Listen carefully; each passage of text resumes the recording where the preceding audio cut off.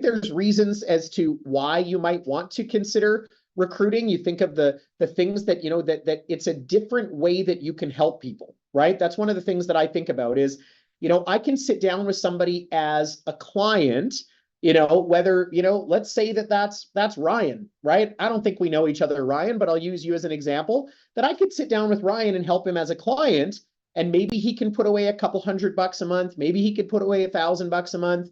Maybe he needs some insurance planning for his family. And this is all good stuff and it's important stuff. But the reality is that helping our clients doesn't typically change their lives very quickly. It takes a while.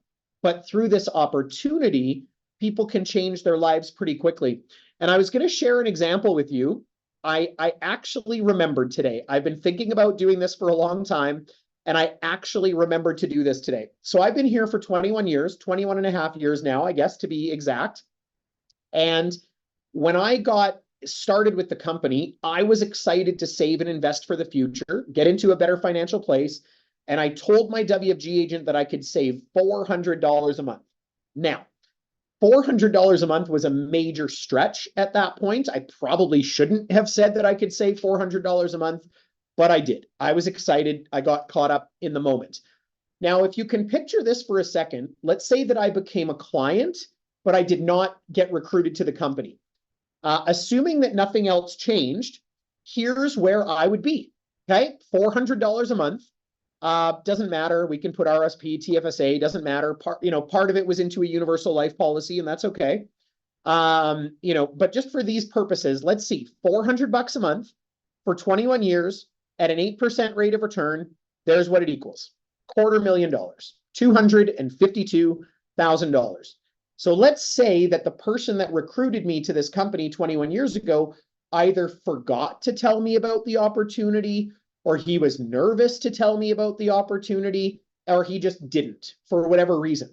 And here I would be, 21 years later, and I'd have $252,000 saved, let's say, which I think we could all agree for a 43-year-old person that's probably an above average amount of savings.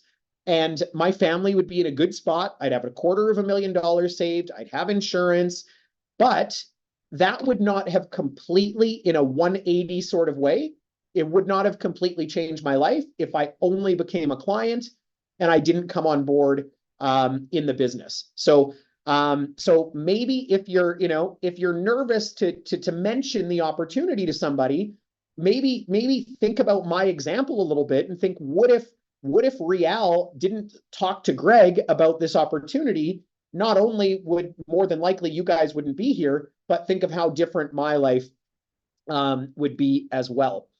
So the other thing that I wanted to, another kind of interesting thing that I wanted to share is that a mindset, a belief that's important around growing your business is belief. And I'll come back to that word in a few minutes on some slides. But I share these examples with you to attempt to increase your belief that it's worth it to talk to people about this opportunity. It's worth it. It's worth it for you, and it's worth it for them. And you just never know where it's going to go, right? I heard a quote a long time ago that there's never been a test devised, that can test the heart of a man or a woman. Now, I'm not talking about like heartbeat and heart rate and heart health and all of that sort of stuff, but from a human a perspective, or a person being in a business or winning in business, you can't just look at somebody or have a quick conversation or look at their resume and know whether they have the heart of a champion, whether they have the heart of a person that wants to do big things, that wants to change their life, that wants to help others, that wants to make a difference, that wants to kind of be somebody and be somebody successful. You just never know. And you never know where the potential future superstars in your business will come from. You just don't know. So I thought I would share a couple of quick stories around that. We could also tie into it the power of one, right? How many of you have heard this phrase before, that you are one recruit away from an explosion in your business? How many of you have heard that before, right? Or I could insert some other things. I could say that you're one client away from an explosion in your business. I mean, Maybe you come across a client that you do an amazing plan for them and you get paid $5 or $10 or $20,000, and maybe that changes your life. Or you help this one client and you change their life so much. Maybe it's one of those clients that you save them $1,000 a month or $2,000 a month, or you get somebody life insurance that had been told they could never get life insurance, and maybe helping that client just completely shifts your belief in what we do. You know, maybe that's what it is. So maybe it's you're one recruit away from an explosion. You could be one client away from an explosion. Maybe you go on a meeting. You know, maybe I do a meeting with Shane tomorrow, and Shane's like, I'm too busy, I'm not interested. But you should talk to my friend Brittany, and you should talk to Sarah, and you should talk to Paige, and you should talk to Adam, and you might get 5 or 10 or 20 referrals from one person that you meet with. They may or may not even become a client or a recruit, and they might give you a whole bunch of referrals just because they like you and believe in what you're doing.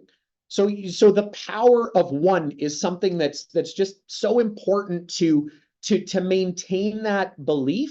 And I was just talking to Ben Hilborn yesterday. I had lunch with him while he's in Edmonton. Funny, I had lunch with him yesterday, and then I saw on his Instagram that he was in Amsterdam, like I don't know if that was this morning in this time zone, and then he was getting on an airplane to Thailand. But anyways, I was talking to him yesterday, and he was just reflecting that when Daryl Blaze came into his business, that it just completely changed everything. And 90% of what's going on in his business right now came from that one recruit. And I believe Daryl had been a client for a few years. Anyways, couple of quick stories, okay? The most successful person that I've ever brought into this business is Cameron Agnew. And here's the very quick story about how I met Cam Agnew. It turned out him and I had played hockey against each other when we were kids. So that's kind of a fun fact. I don't know. I thought that was kind of neat. And I jokingly said that I was a goalie. He was, I don't know, a forward. And I jokingly said that I looked back into the minor hockey records in Edmonton from 1991, and I found the games that we played against each other, and he did not score a single goal against me. We'll go with that. Nobody really knows, right, if I found those reports or not. But here's how I met Cam. I didn't know him, right? Played hockey against him, didn't know him. I'm in the business for about a year and a half. I'm driving along. I get a phone call, and a friend of mine that I'd recruited that did nothing in the business said, hey, are you busy tonight? And I said, no, I don't think so. What's going on? And this guy was a bar manager, so I thought he was inviting me to the bar. Like, he's like, what are you doing tonight? I'm like, I don't know, nothing. And he's like, I want you to come and meet my friend Cam, and I want you to show him WFG. And I didn't really feel like it, just to be totally honest with you. I don't know, maybe I had a busy day, maybe I didn't have a very good day, whatever the situation was. And I'm like, yeah, okay, sure, I'll come over, right? So I went over to his house, presented WFG to Cam, and Cam was into real estate investing at the time, so he wasn't really interested, but we piqued his interest a little bit. And I was at the age where I would like go to the bar once in a while. So I remember thinking, this is not a bad thing for me to know, because Cam also worked in the bar at that point. It's like, it's not a bad thing to have a friend that works at a bar, get some free drinks or whatever. And we just kind of liked each other, right? So we he wasn't interested at the time, kept in touch. And long story short, maybe it was, I don't know, 6 months later, finally recruited him. He came into the business, absolutely rocking it, recruited a bunch, didn't get licensed quickly, but recruited a bunch. And then he got offered what he thought was his dream job, to manage a gigantic bar at Edmonton, and he left the business. My best guy that was on fire leaves the business, but we were still friends, so we kind of kept in touch. And the long story short is that about a year later, he realized he was still building somebody else's dream, not his own. And he came into business, and the rest is kind of history. He's got 1,000 licensed people on his team, makes $2 million a year, blah, blah, blah. So where did Cam come from? He came from a recruit that never got licensed, that randomly called me and said, hey, you should come and meet my friend, right? Next one. Cam was very motivated. This is the quick story about how he recruited Paxton Fritch, okay? Cam was very, very motivated to talk to as many people as he could. And from his days where he worked at the bar, he had stacks and stacks of business cards from people in different businesses that he'd gone to trying to promote his bar or his nightclub or whatever it is.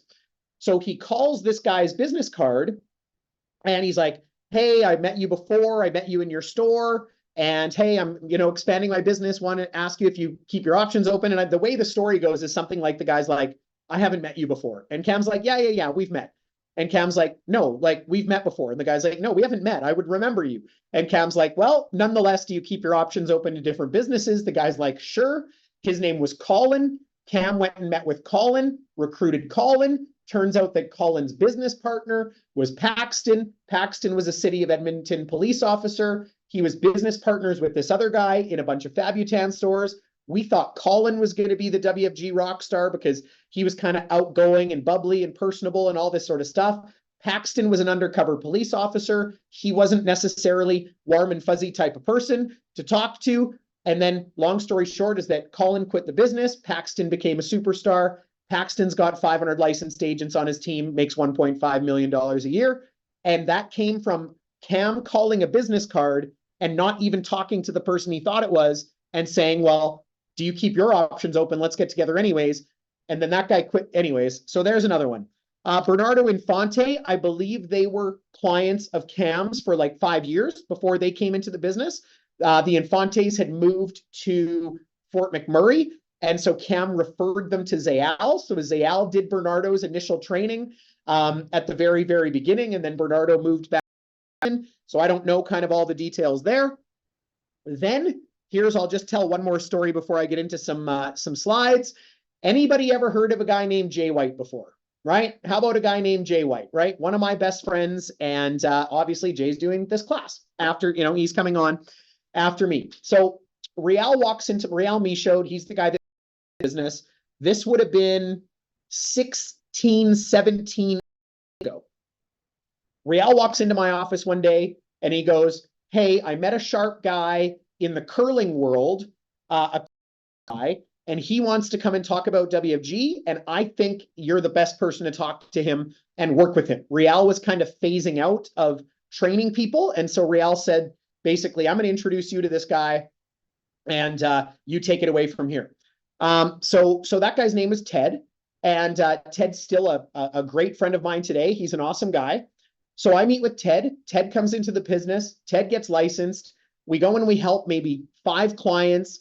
Ted makes a bunch of money, probably makes $10,000 in his first, 3 or 4 months with a license, and then decides it's not for him, right? I wish he didn't decide that it wasn't for him, but he decided that wasn't for him. And hey, I respect that I think this is the best business in the world, but there's no one business that's the best for every single person. Out of those 5 clients that Ted and I helped, one of them was doing an appointment with Jay and Leanne White.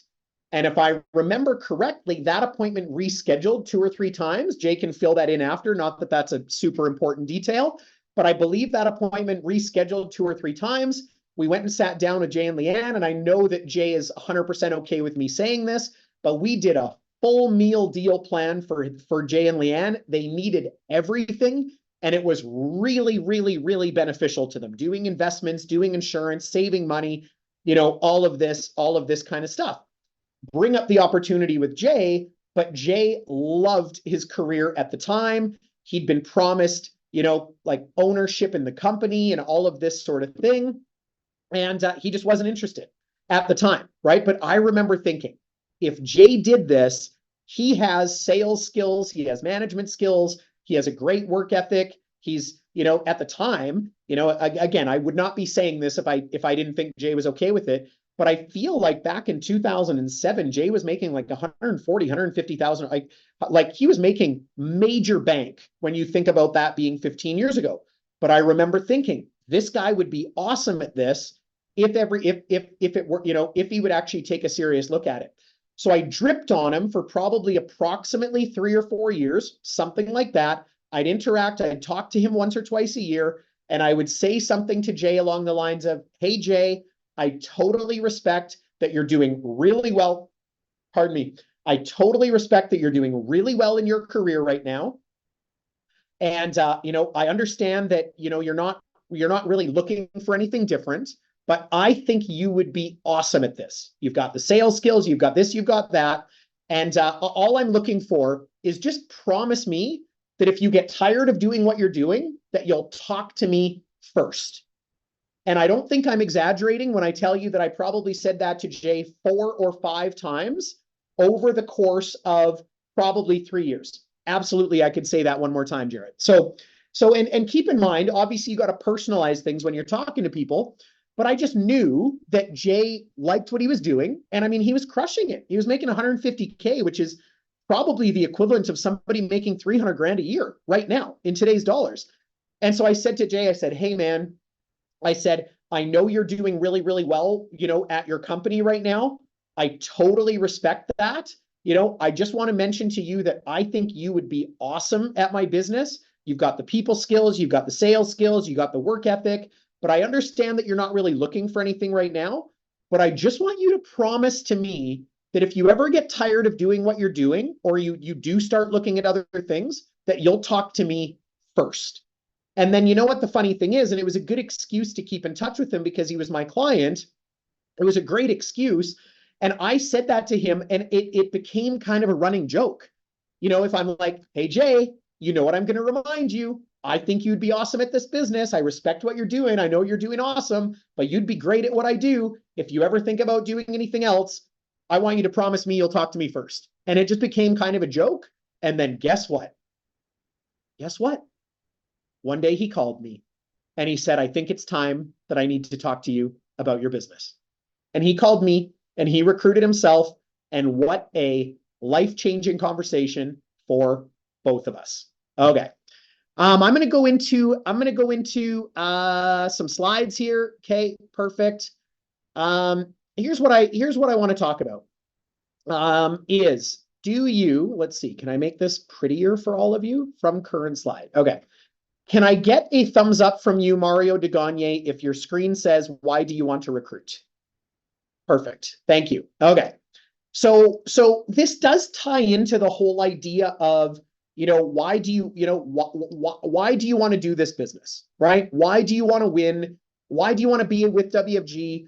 Why do you want to succeed here? What kind of difference do you want to make for your family? It all ties into that stuff. But what I would like you to do is I would like you to have some clear reasons in your mind as to why you specifically want to build a team, right? And I do think that some of those reasons should have to do with helping others and making a difference in other people's lives. I mean, that's why we're all here. But I also do want you to have some reasons as to why you want to recruit and build a business in terms of what you want for yourself and what you want for your family and the people you care about and your loved ones and what you want your lifestyle to be like. So why don't we interact in the chat just a little bit, right? Why don't we interact in the chat as to, why are some reasons that you guys want to build a team, right? Why do you want to recruit and build a team? And again, we don't have to if we don't want to, but the way I look at it, it's a privilege that we get to recruit. It's a privilege. How do you think it feels when you recruit that goes on to quit their job that they don't like and make $100,000 a year? How do you think you would feel if you recruited somebody and they had a job they didn't like and they then quit their job and came full time in this business and made $100,000 a year? I mean, you'd feel unbelievable, right? So Brittany wants to take her family to Denmark. Cool. Make a bigger impact in people's lives. Help your daughter buy a house. That's an awesome one, Nicole, right? Buy your life back. Reach more markets. Help more people. Be an example for your kids. More fun with friends. Help more families. Yeah, all this sort of, don't want to do it alone. I'll tell you, it's way more fun when you have a team. I will tell you that. Find a Sierra Fisher or Diane Dupuis. Yeah, there you go. Or a Carson or a Jamaica. How about that? That'd be good too. Let's find some more of those. Travel. Yeah, absolutely. Okay. So this is good. This is good. Thank you for participating in that. All right, my next slide. This is just a little bit of business, sort of logic. Okay, is that because and part of the reason I share this is because I understand that sometimes people have a little bit of a mind block on the recruiting side of our business. Now, I don't know about you, but I've been seeing signs and ads everywhere. I bet you actually. And I don't know, let's see if this works. I don't know, maybe my timing is off here. But every time I log in to my Sportsnet app and it's playoffs, right? NHL playoffs. So I log into it quite a bit. Oh, of course, the one time I log in, it's not on there. And I'm not sure if it's feeding me these ads just because it's figured out that I look up stuff. But I kid you not, when I open up my Sportsnet app, every single day I see ads from Investors Group, and they are not client ads. They are recruiting ads. Join our team. Okay. Every financial company out there is recruiting right now. Of course, the timing of it when I'm looking and I've got all you guys on here, that ad's not popping up right now, but that's okay. Maybe I'll screenshot it and send it out on WhatsApp later just to prove to everybody I'm not crazy. But how many ads and signs and all that sort of stuff have we seen about companies that are recruiting lately? And I used to have to recruit people at Booster Juice, right? We at our peak, we had something like 28 staff that we had to recruit. And I don't know about you, but if you were running a Booster Juice type business, would you rather recruit people to a minimum wage job, or would you rather recruit people to something that can completely change their life? So part of the reason that I wrapped my head around the recruiting side of the business early on is because in my previous line of work, I had to recruit people. So it was not a foreign concept. I just remember thinking, wow, I'd way rather recruit people to this compared to that. All right, I believe I had one more slide that I wanted to go through. Why aren't you recruiting more? And I think that the answer for most of us is that it's just because it's not something we're actually focused on. And the more that you have this belief that getting a couple of recruits a month is not that hard, that it's not that big of a deal, the more likely you are to succeed in that area, right? But I want you to kind of have that mindset. If I actually focus on it, then there's no reason that I couldn't have 1 or 2 or 3 recruits in a month if I actually focus on it, okay? And let's see, did I have one more? Okay, yeah, I wanted to share one more. And this is just a little bit on the belief level, right? And I understand if it takes you a little bit to build your belief in this business and this company and the people that you work with. I mean, that's all okay. That's all natural, right? I mean, some level of skepticism, I think, is very healthy in the world. There's a lot of things that are not good for people that are going around out there. But I believe that your recruiting numbers are a reflection of your belief level in this business. That's just something that I believe. And specifically, it's a belief level in what we do, and it's a belief level in how this business can change lives. And I understand that there's going to be people that are going to say, well, I haven't made $100,000 a year yet, or I haven't got my license yet, or I didn't make my first $1,000 yet. So, I don't have that belief level. And you know what? And that's okay. We all grow it. But what I want to encourage you to do is to borrow that belief level. Looking at people around you that are super successful, and I did this a bazillion times early in my career when things weren't happening fast enough.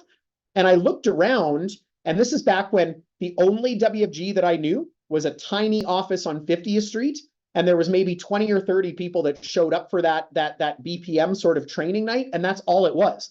There was no Zoom. WFG was so small back then, but there was maybe 3 or 4 people in the office that were doing kind of well. And I remember thinking, okay, that woman's a nurse and she's doing well. That woman's a teacher and she's doing well. This guy's a farmer and he's doing well. This guy was a butcher and he's doing well. This guy worked in the oil field and he's doing well. And I just remember thinking, I remember kind of borrowing their belief a little bit of going, well, if these people from all these different backgrounds and walks of life can do this, then I can do this too. I remember thinking that way. So with that, I'm going to pass things over to Mr. Jay White. He is literally one of the very, very best on the entire team. He's one of the top recruiters in all of WFG, in particular in the last like 8 or 10 months, something like that. And I just want one thing that I know the content that Jay's going to go through, and it's really good and it's really helpful. One thing I just want to encourage you is that I know that a bunch of you are pretty new. And so some of these things don't fully apply to you yet. So it might be some things that you kind of file under, okay, this doesn't really make sense to me right now, and I don't really need to do this right now, but I'm going to kind of file this in my notes to look back in on maybe 3 months or 6 months or a year from now. Because ultimately, at the end of the day, this business always has been and always will be intended to be first and foremost a warm market business, right? We talk to people that we know and that we care about. Why wouldn't we want to help the people that we care about? That's if we opened any other kind of business, we're going to talk to people that we know first as well. So just keep that in mind, that I highly encourage, 10 out of 10, 100%, totally encourage you to that this is a warm market business first, and some of Jay's ideas extend beyond that, and some of them tie into that. But please just remember that. But it's a pleasure being in business with you, Jay, and you're just an awesome friend. Take it away, Mr. Jay White. Thanks, man. And man, great start to that class. That was incredible stuff. It was fun to hear that story again. That I haven't told that in quite some time. I want you guys to realize the power of a follow-up game. I mean, I don't know what the numbers are. We could sit down and figure it out. It would take a while, but that follow-up that Greg did with me roughly every 6 months. Hey man, just talk to me first. That led to hierarchies. That led to a lot of hierarchies. That led to a lot of SMDs. Obviously, the Stadler team is from that, and the Lahovich team and the LaRue team. Maybe you don't know, but everything that is in the DAW team came from that. The Bergeron team came from that. All like, I don't know if that just blew your mind or not. But follow up and recruiting, you never know, man, what that could turn out to be. It's unbelievable. And so let's learn a little bit more about crazy taprooting, right? Somebody popped that in the chat. There was an event. I don't know if any of you guys were at it. It was maybe a while ago, but I remember Cam Agnew put together an award special for Greg. Have you still got that somewhere, Greg? It must be at your house somewhere. It was called the Stud Finder Award. Cam literally went to the hardware store and got a stud finder and mounted it on a plaque, and we gave it to Greg. He was the Stud Finder Award. He was able to just like find people that wanted it, and Greg just knew how to work with us. Knew how, knows how, still doing it. Doesn't need to still be doing it, still doing it. Also very cool. So anyway, let's dig into it. So let's go back to I won't spend a lot of time on the history of it. I want to be very tangible tonight, as I often am. But Las Vegas is coming up, and Las Vegas last year was in July, much like it is coming up this year. And I was telling the story really recently with the Dynasty Elite Council, but I was sitting in the MGM Grand Garden Arena on July 15th of last year with 120 licenses in my team. My attitude was coming around a little bit. It was getting better. Wasn't all the way there yet. Just not a whole lot of excitement, not a whole lot of new people, just not a whole lot of great stuff happening at the time. It's not that we were, it's not that we were doing anything like terrible, but it just wasn't fresh. It wasn't exciting. It wasn't fun. It wasn't growing. You know what I mean? Like some of you guys feel that way a little bit right now. And I said, you know what? Okay, let's go do something nuts. Let's pile on a whole bunch of direct recruits. It's a skill I've got. Let's just go change everything, right? Even being an executive with 120 licenses on your team, $500,000 earner, you can still go pile on directs and change things. You still can, right? I have this opinion now that, I mean, maybe never is the wrong word. I'm going to use it anyway, but I think you're never too big. I don't think your business is ever too big where you can't move the needle yourself, by getting after it. Because I think that you moving the needle inspires others to move it for themselves, right? And so I made this decision. I'm going to go, my goal was to do 100 direct recruits in 365 days. I'm going to fall short of it, but I'm going to be somewhere in the 65 range. That's pretty good, right? It's a pretty good go at it, right? Maybe we'll line it up and do it again. We'll have another shot at it. We'll see. That's one of the great things is that there's always a next year. You can always give it a go again. And so I want to get first concept. We're getting into tangible now. I want you to think about this for a minute. I wanted to do 100. I set a goal. Okay. I set a goal to do 100. Whatever your goal is, that's okay. Okay. Whatever it is. But my next point is going to be about that. But just let's go off of mine in that moment for a second. 100 in 12 months.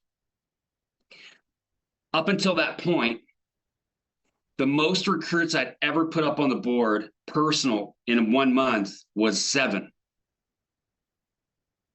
And that had been years and years ago. It was 11 or 12 years ago that I had done that. So that's I think you would agree with me. That was a very deeply ingrained limiting belief that 7 is unbelievable. But guess what? 7 times 12 is not 100. If I don't instantly change that limiting belief that 7's really great in a month, 100 is impossible no matter what I do. I had to instantly change what the limiting belief was. And I know that each and every one of you, because I still have one, even though I raised my limiting belief, now I just have a new one. Right now it's 9. Right. So what did I do? It was July 17th. We got home. That was a Monday, July 17th, 2023. I said, I gotta beat 7. I was at 0. Okay. On the 17th, I was at 0. I'm like, I gotta beat 7 right now to set the stage for what I'm going to do here over the next 11 months. And I did 9 between July 17th and the last day of July, and raised that limiting belief high enough that if I did that all the time, that I would get to or break 100. Right. And so first question I want you to ask yourself, what is your limiting belief on what a great recruiting month is? What's the most you think you can do? I'll tell you what I know for a fact. We recognize 3-3-30s. Most of you have never done one. Okay. And in your mind, 3 recruits in a month is awesome and difficult. Right? Now, it is awesome if you're not doing that now. Right? It is great if you go do that once. Okay. But I don't want it to stay in your mind for a long time that getting to 3 directs in a month is difficult or awesome. I would want it 3 directs. Oh man, I expect to do 3 directs. I can't even go to sleep at night until I have 3 directs. I'd rather you be there. Right? And then when you think about how many could you do in a month, okay, especially earlier on in your career, while you're getting things going, hey, the more the merrier, man. Let's go. Let's pop on as many as we can. Right. So number 1, I want you to start to eliminate some limiting beliefs about what you can do, because you can do, I promise you, you can do more than you think you can do. I know that you can. Do you know where I know that for sure? Because Greg and I just schlepped our backpacks around a mountain in California. Hey, you guys want to see something cool? Oh, Greg put an awesome picture on my desk the other day. I don't know if you guys can see that. There's me, Greg, and Bergeron up in a tree, right? We had just slept there in the rain, and we were doing stuff we didn't think we could do. Some of you don't think you can do 3 directs in a month. You can do it. Okay, but you're going to need some techniques that I'll teach you tonight. Okay, change limiting beliefs. Number 2, you got to have a specific, guys, your goals have to be specific. Like, I don't know, how often do just random amazing months happen in your business that you didn't plan? You know, we're just like a whole bunch of recruiting and production, people just called you out of the blue and were like, hey, by the way, can you write a corporate UL for me and recruit me and 9 of my friends? Like, how often does that happen? Right? Every big month that happens is planned. I don't do it as often as I should, but going into April, I had sent Greg my detailed plan on exactly what I was going to do in every facet of my business. And guess what? We almost did exactly that. It was off by a very little bit in the super team, and everything else was correct. Sorry, in the base shop. Base shop was just a little below where I wanted it to be. Right? But everything else was bang on. Isn't that interesting? You set a target, you obsess about a target, you think about a target all the time, you act a certain way. And generally, those things are the goals that happen. So, time to set a goal for your directs. How many? Let's pretend it's June. It's close. Okay. Don't not recruit anybody tonight, tomorrow night, and the next night because it's not June yet. But how many for June? You don't have to tell me. You don't have to pop it in the chat. It needs to be your number. The only number that doesn't work is 0. Okay. But let's have something specific in mind. By the way, our coach has been challenged by the founder of the company to do 3,000 recruits by convention. We got to help him I want him to be able to tell Thali that he did it. We got to help him. You know, some of you guys are team over personal, meaning you do anything for the team, but almost nothing for yourselves. Cool. Recruit for yourselves because it helps the team. Okay, let's do that. But something specific. All right. Here we go. Some of you guys have heard the 6 drivers. I don't know. I've been training on this since I came up with it 10 months ago. Some of you are going to hear these for the first time. For those of you that have heard the 6 drivers before, I got something exciting for you. There's a 7th. So there'll be 7 drivers tonight. Okay. But let's dig into them. I've got, what do we got? Time is it? 20 minutes, lots of time. Driver number 1, in no particular order, they're all effective, they're all important, they all produce recruits. Just got to order them. Number 1, we're gonna call regular WFG work. Let's title it regular WFG work. Means that this is how you've been producing recruits your whole career. This is what you already do. Okay, there's nothing new here. Okay, it's doing appointments. I'm going to give you a couple of tangibles though to help you increase the number of directs that you get from this driver. Okay, I want you to literally think when you write these out. Okay, when you're writing your notes out, give it a little bit of put like driver number 1. Doing appointments. You can put in brackets how many directs you want to produce from that driver on a monthly basis so that it has a target. Each one should have its own target. Brett, I would no longer want you to think of, I want to do 3 directs. No. How many from driver 1? How many from driver 2? How many from driver 3? How many plates can we spin well at the same time? Okay, if I go fishing, which I've never done, but if I were in a boat, it makes sense to me that if I had 6 lines in the water, I might have a better chance of catching a fish than if I had 1. Fishermen, I don't know, probably that makes sense. Okay. So number 1 is regular appointments that you already do. Here's where a lot of people get stuck. I'm going to help you. A lot of people get stuck. You guys get so good at here's how I'm going to help you with your mortgage. Here's how I'm going to help you with your RSP. Here's how I'm going to help with your insurance, tax-free, blah, blah, blah. And you don't know how to get to the recruiting side. You don't know how to show them. Right? You're like, oh, I set this up as just like a meeting where I show them how money works. How am I going to get over to teach them that there's an opportunity here? Okay. I'm going to give you a very simple transition that anybody can use. Okay. It's all about transitions. A presentation is transitions. Boom, I transition from this box to this box. I'm done explaining money, but I got to transition from this into the recruiting side. Okay, you ready? Here's all you have to say. I'm meeting with Antonia. Blah, blah, blah, blah. Antonia, we're all done this side. Hey, by the way, do you have 10 more minutes? Oh, great. Our company's expanding. We're looking for some good people. I just love to show you how that works. Transition.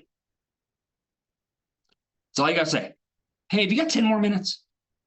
Hey, can I get 10 more minutes? Perfect. Right? And now I can pre-frame it. If it's a field training appointment, okay, if I'm field training Kaylee and we're meeting with Antonia, I say, hey, I've got 2 motives. I just want you to know what my motives are, Antonia. First motive, I've got to teach Kaylee how to do this. But my second motive is this.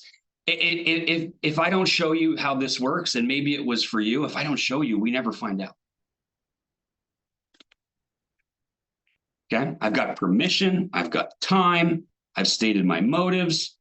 I can go now and show anybody the recruiting side of it. Good. I hope that helps some of you that are getting stuck there a little bit.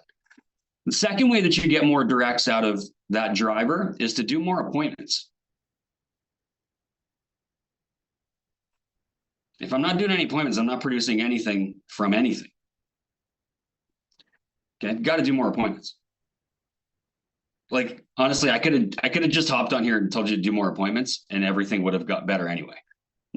Like, it's just, sometimes it's a really easy class to teach, right? Make more calls, do more appointments, ask for more referrals. But we'll be more tactful than that today. So that's driver number one. In all honesty, when I write in my own notes, I always call driver number one the dirty. It's just doing the dirty, just doing the work, right? Number two, you gotta get some help. Okay, you can't be here. Do you know why Greg's business is so big? It's because he has more hours in the day than the rest of us. No, he doesn't, Jay. He has the same 24 hours everybody else does. Bull. He's got 2,100 licensed agents. If they all gave him 2 hours a day, it's a lot more hours than you and I have. Okay, now you can replicate this. Okay, there's people that love our business. They like you, but they're not coming to do this. They don't have the time to do this. They're not going to study an LLQP. They're not doing any of that stuff. Okay, I called up my parents on July 17th, 2023. I said, hey, I just made a crazy commitment to myself. I said, I'm going to try to be the #1 recruiter in the entire company. I'm trying to recruit 100 people in the next 365 days. I need your help. And they go, of course, honey, what can I do? I said, look, I just need you to listen, right? When you're in conversations and I'm not around, if you hear things like, we're not making enough money, Joe lost his job, just things that would make you think that I should talk to them about the business, I just want you to get a number and connect me. Can you do that for me? Of course I can, right? And then I went and I had a bunch of those conversations. Let's call it, and I don't want to exaggerate, let's call it 12 to 15 of them, right? I got maybe 12 to 15 people that I had that conversation with, and that produced 7 recruits for me since July. So of my 55, I'm at 55 directs since July 17th of last year, and 7 of them just came to me freebies, just because I had people listening for me. Okay, so start writing down names. Like, you know, maybe 13 minutes from now when I'm done talking, maybe do that. But like, who can help me? Okay, who's not going to do this business, but they could be listening for me? Let's get a list. Let's go have some conversations, get some help. Okay, you don't have to do this by yourself. People can help you. Okay, good. Driver number 3. Okay, let's call this a referral license program. I like to think I created it. I'm sure I didn't, but in my own mind, I did. Okay, I think for a long time, I mean, at least I did. I positioned WFG in one way. And it was the way that I do it, right? I go meet my buddy, Jarrett Shaw, and I go to tell him about WFG. I'm like, yeah, bro, you're going to get your license really fast, and we're going to do 25 appointments a week, and you're going to come to every single meeting, and we're going to go to Vegas, and it's going to be amazing. And Jarrett goes, I want to do that. I mean, I like your business, but I ain't working that hard. And I hate people. I'm not going to learn this. I'm not sitting down with them. Like, this is a fictitious conversation. Jared would never do that, right? But you get the point. There's some people that, you know, like the business, would love to have a side income, but they're not going to meet with clients. Can I get a hands up if that's true? Do those people exist? Yeah, there you go. So I'm like, I can't only position WFG in one way, because there's multiple ways, right? What if I said, Jarrett, I got 3 positions. I've got an active agent like I am. Okay. I've got an active referral license, and I've got a passive referral license. I think one of these 3 will work for you. Passive referral license, we're gonna get a code number. We're gonna get your course. I'm gonna help you pass. We're gonna get you a license. Then what I'm gonna do is just teach you what to listen for as you live your life. Your friends are gonna say things like, we're buying a house, we're having a baby, I need to save more money, retirement's getting close, I haven't started yet. You know, you can give them a list, you can coach them. And I go, hey, look, man, when you hear those things, I want you to send them to me. Okay, refer them over. I'll meet with the client. I'll help them out. We'll split the business. Okay, I'm going to be the servicing agent because I'm the active agent. When your clients need stuff, they'll call me. Okay, but I want to incentivize you to keep on the lookout by putting some dough in your bank account. And then I'll say this, but if you decide at some point, you're like, Jay, I actually want to be an active referral license. Good, I'll teach you how to go look for it a little bit instead of just waiting for it to fall in your lap. But I always want to make sure that those people know that if at some point in time they go, hey, man, I want to learn the business, like take me under your wing. Let's rock and roll with this thing. That the door is always open for that. That door is never closed. And I want to talk about it often with them. Okay. Because you could actually that's the only one you could actually hurt your business with. If you position like passive referral license to somebody that wanted to go kill it, and then they're just a passive referral license instead of Adam Daw, then you hurt yourself. Okay. So you always just want to make sure that they know the door's open to come learn it. Good. I'm probably, I don't know. Again, I don't want to exaggerate. 10 to 20,000 points a month come in from my referral licenses. I don't do anything other than just close. I just meet with the client, close. It's like my favorite thing to do anyway. Put plans in place.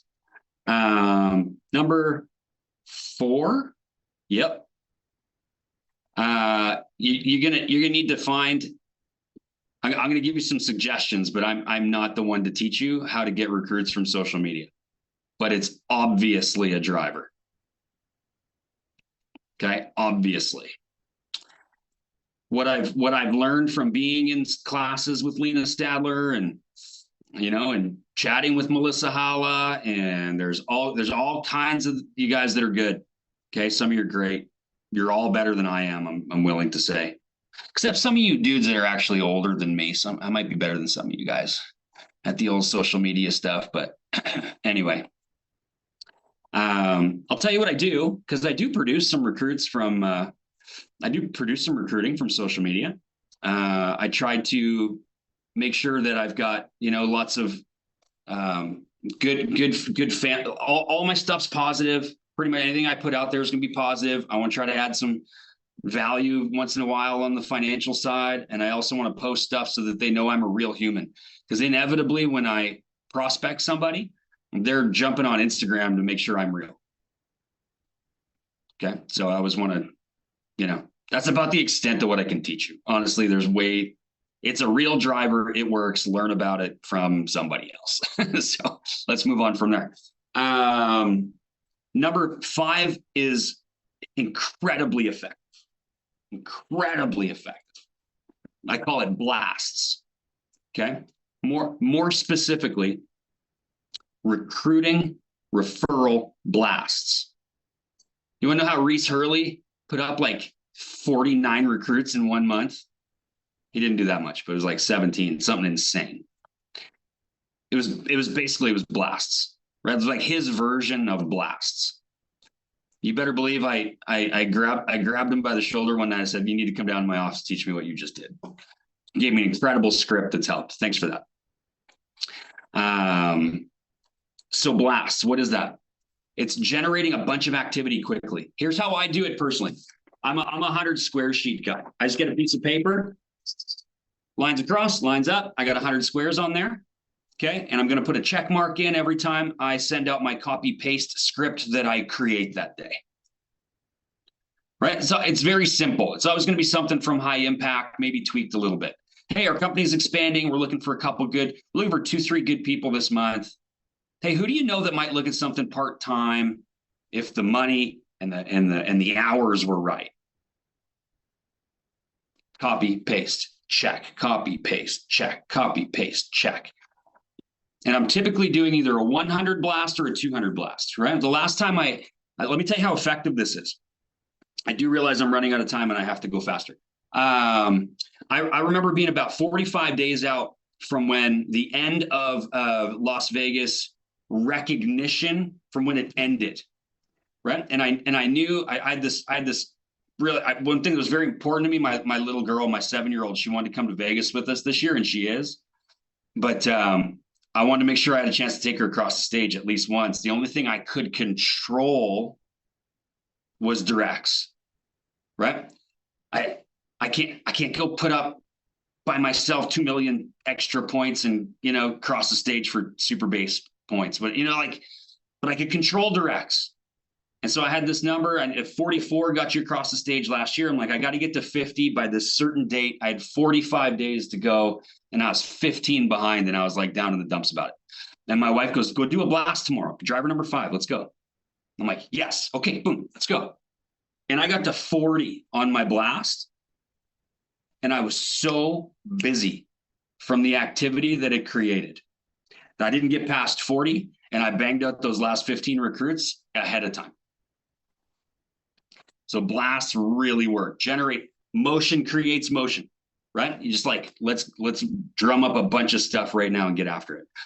Okay, there's 1,000 scripts. You're like, some of you are thinking, Jay, what exactly did you say? It doesn't matter exactly what I said. I just asked for recruiting referrals. Okay. And really social media, phone, doesn't matter. You can include somebody in a blast every 3 months. Right. So if you got 400 contacts, which is laughable for most people, between your phone, your Facebook, your Instagram, your whatever. I don't know what else the kids do, but as long as you got 400, you can do a 100 blast every quarter. Okay, and then rotate them back through if you didn't meet anybody new. Okay, that'll help you a lot. Do a blast. Do a blast. It'll kickstart things. Okay. Number 6 is guests. We have the best open house presenters in the company. Dynasty presenters are the best. Greg, Cam, are you kidding me? Unbelievable. Curtis, Justin LaRue, what? Kevin Rogers, unbelievable. You got to put people in front of them. Okay, the average number of guests per week will equal the average number of recruits per month from that driver. Okay, you average 2 guests a week in the open house, that driver is going to pop out 2 directs for you. Guess what? If you average 0, you'll get 0 from that driver. Okay. You guys want the 7th driver? 7th driver. I got 2 from this already this month. Hey, guess what I'm doing at 7 o'clock? I'm recruiting somebody. Ha! Of course I am. Okay. 7th driver. Get to MD and 50K and get yourself a US code. They got 11 times our population down there. An AA is cheaper. The course is cheaper. In some states, you can get a license in a weekend. You guys want to hear something cool? There have been 7 Canadian pay cycles so far in May. There's two more to go, so there'll be 9. I've already got paid 11 times this month. How'd you do that, Jay? I hit 4 US cycles. Yeah. It's like payday every second day. It's awesome. Sometimes twice in a day. Sometimes they overlap. That's cool. Okay. No, you don't need to be SMD anymore. They changed it. MD and 50K. MD 50K. Yeah. Let's grow in the US. Lots of people to recruit down there. Okay, so that was driver number 7. I want to finish with 2 points. Okay, 2 points. I had a conversation recently where with somebody else from a different team, where we were both coming to the realization that far too many people are recruiting people and not getting them the course. I don't know if you're good at it. I don't know if you're bad at it. But here's what I know. You could go recruit 100 people this year. And if you only get like 10 of them the course, even if you have a 100% licensing ratio, your licensing ratio is only 10%. You can't be soft on getting people the course. There was no point in recruiting them almost if there's no expectation of getting the course. Okay, you got to get them the course. I'm so obsessed about this. We had a contest once where recruiting was one of the criteria for the golf score, and I made a stink. Then like, no, it can't be recruits. It's recruits that bought the course. That's what counts. Okay, recruits that bought the course. What did I recruit them for if they have no chance of getting a license? Okay. Last thing, really fast, because it's 6:30, hockey game starting. Also, please get their personal plans done. Okay, let's get them the course. Let's help them get a personal plan. Let's, at the very least, let's make sure we get that done. I'm proud to say of my 55 directs, 40 got the course and 47 of their personal plan done. Okay, I'm not special. I'm just focused on it. That's all. Cool. All right, everybody. Thanks for being here. 162 lines. Appreciate that. And like 900 people in the NWO office. Look at those guys. What's up? Good to see you guys. All right, everybody. Talk to you later. Have a great night. Bye-bye.